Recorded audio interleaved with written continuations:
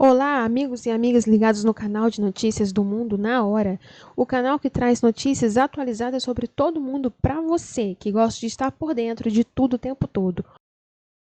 Pensão por morte 2020. Atenção, há 6 fatos que não te contaram.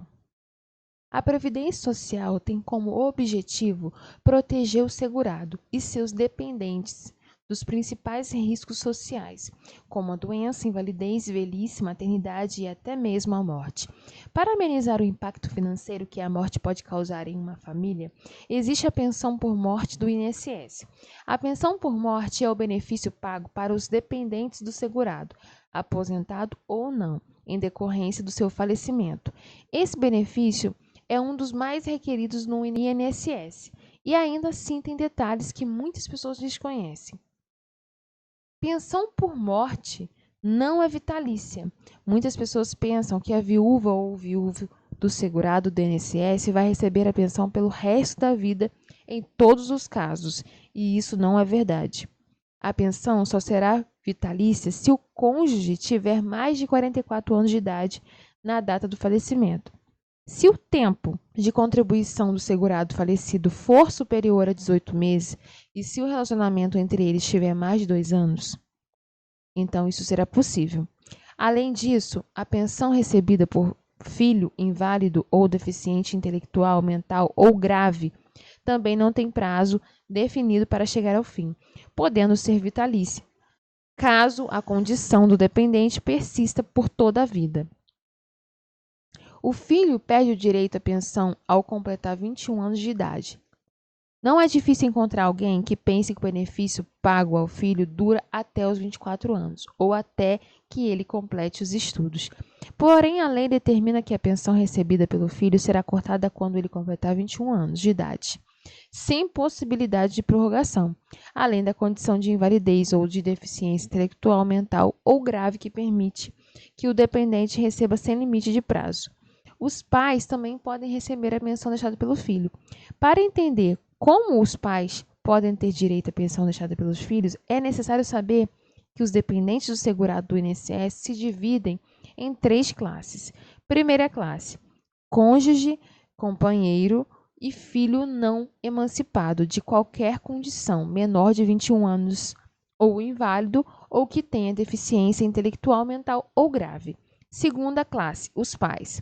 Terceira classe: irmão não emancipado de qualquer condição, menor de 21 anos ou inválido ou que tenha deficiência intelectual, mental ou grave. Considerando que os pais pertencem à segunda classe de segurado, eles podem ter direito apenas se não existir nenhum dependente de primeira classe. Além disso, é necessário também comprovar que eles dependiam economicamente do filho falecido. Ex-cônjuge pode ter direito de receber pensão? O ex-cônjuge que recebia pensão alimentícia tem direito ao recebimento da pensão por morte. Caso o segurado falecido seja casado com outra pessoa, na data de sua morte, ex e atual deverão dividir o benefício do INSS. Isso é possível porque o recebimento de pensão alimentícia após o divórcio indica que o ex-cônjuge depende economicamente do segurado. O INSS pode dividir o dinheiro de volta da pensão paga ao dependente condenado por assassinar o segurado? São assustadores os números de assassinatos praticados por familiares. Infelizmente, grande parte das vítimas são mulheres assassinadas por seus cônjuges ou companheiros. Caso a vítima seja segurada do INSS, seus dependentes terão direito à pensão por morte. Entretanto, se após a investigação da morte for constatado que um dos dependentes cometeu crime e ele for condenado por isso, o INSS pode pedir de volta o dinheiro pago a título de pensão por morte para ele.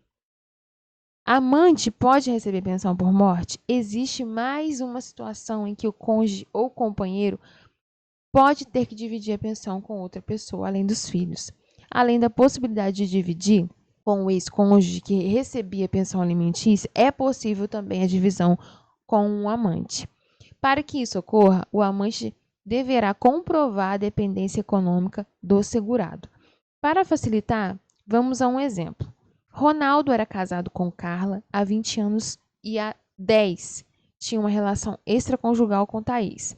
Após perder o emprego, Thaís passou a ser sustentada por Ronaldo, que arcava com todas as principais despesas dela.